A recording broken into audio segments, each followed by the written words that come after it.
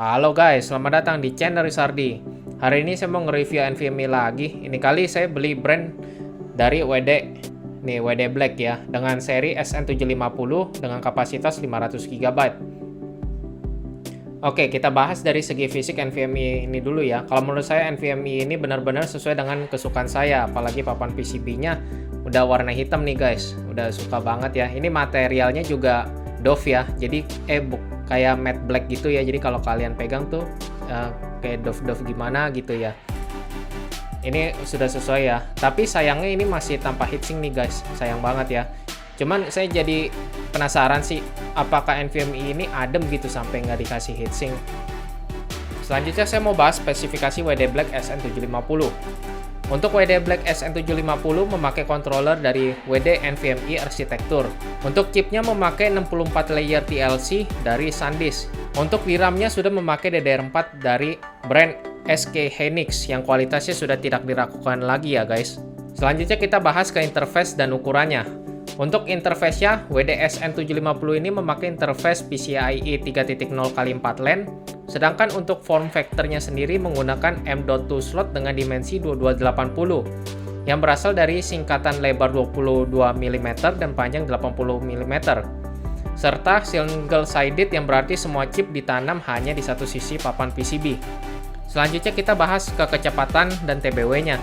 Untuk kecepatan read-nya up to 3470 MB per second, sedangkan untuk write-nya 2600 MB per second, dan 300 untuk TBW-nya. Dan tidak lupa untuk urusan garansi, WD ngasih garansi selama 5 tahun. Dan saya udah tanya-tanya nih, selama fisik NVMe kalian masih bagus nih, seperti kayak stiker tidak terlepas, atau tidak ada bekas kena cairan atau kebakar, kalian masih bisa klaim kok garansinya walaupun jika TBW-nya sudah melampaui dari 300 TBW. Nah, untuk kalian yang mau beli NVMe, boleh nih ditanya-tanya ke customer service-nya, gimana sih klaim garansinya itu. Soalnya ada yang gini guys, jadi kayak misalnya dia kasih garansinya 300 TBW atau 3 tahun.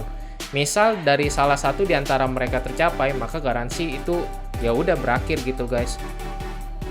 Untuk unit yang saya beli dengan harga sebagai berikut ya, saya cantumin langsung. Nah, setelah saya jelaskan semua rincian spesifikasi dan harga, sekarang saya mau jelasin test bench yang saya pakai. Untuk case-nya saya memakai tipe close case dengan casing bermerek NGXT tipe H510. Untuk AIO-nya saya menggunakan NGXT Kraken X53.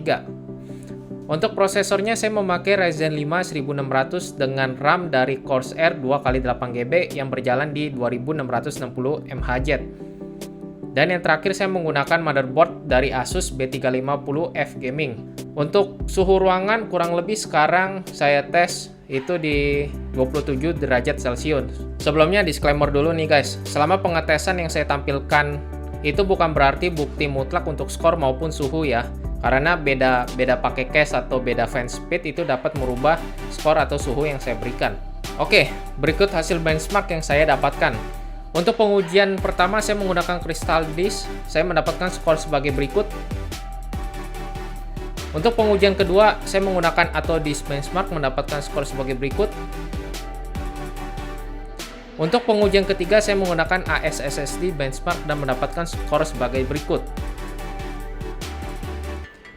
Lalu saya melanjutkan dengan membenchmark menggunakan dua jenis file yang sudah saya siapkan sebelumnya.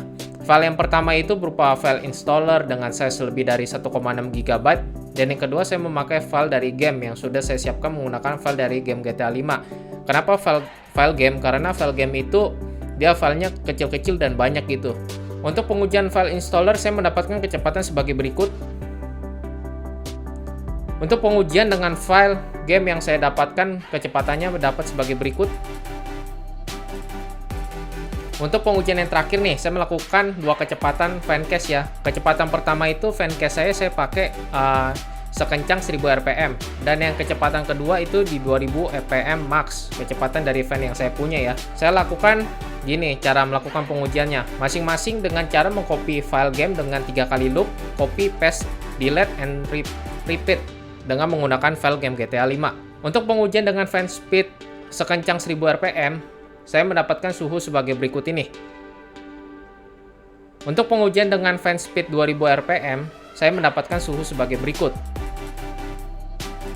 Oke guys, setelah saya benchmark, saya berkesimpulan nih, untuk tes suhu awalnya saya cukup kaget kok panas banget ya? Soalnya dia sampai sentuh 74 derajat loh, panas banget ya.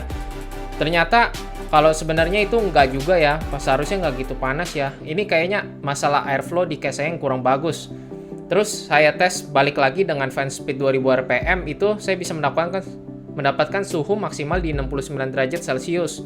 Nah, suhu ini sebenarnya habis di tes berat yang saya bilang sebelumnya. Saya tes itu nggak berhenti gitu, jadi kayak habis tes crystal disk, habis itu lanjut ke tes selanjutnya, habis itu lanjut ke tes copy file di game GTA 5. Nah, suhu puncak ini saya dapatkan ketika saya copy paste game GTA 5 ya. Wow, itu parah banget sih guys. Dan sebenarnya juga gini guys, jadi sebenarnya NVMe ini agak panas ya. Jadi kayak misalnya walaupun dia panas, kalau setelah selesai pakai dia cepet banget turunnya kok.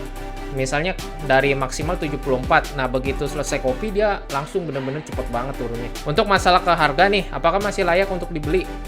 Menurut saya untuk harga sudah cukup bersaing ya, karena yang kemarin itu yang kita dengan harga 1,1 juta kita hanya mendapatkan speed kisaran 2000 Mbps-an. Tapi catatannya itu yang saya review kemarin NVMe-nya lebih adem loh, dengan suhu maksimal tuh di 59 derajat Celcius. Nah, kalau kalian penasaran dengan review saya sebelumnya, kalian boleh cek ya.